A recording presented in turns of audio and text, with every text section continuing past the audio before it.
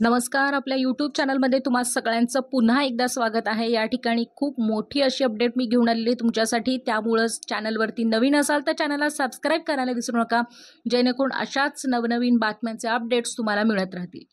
लाखो केंद्रीय कर्मचारी आणि पेन्शनधारकांसाठी पुन्हा एक मोठी आनंदाची बातमी येत आहे. खरं तर या महिन्यात त्यांना महागाई भत्ता आणि थकबाकीचा लाभ मिळू शकतो.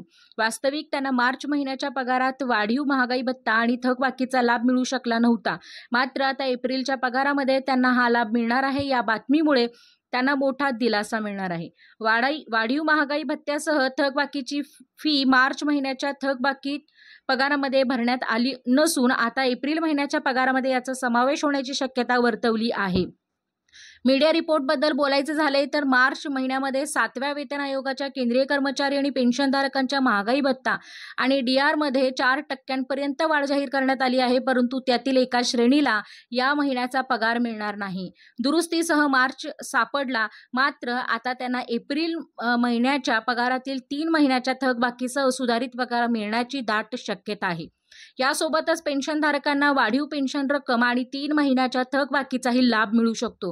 मात्र मार्च 2024च्या पगारापूर्वी थकबाकी आकारली जाणार नसल्याने केंद्र सरकारने आधीच स्पष्ट केले आहे.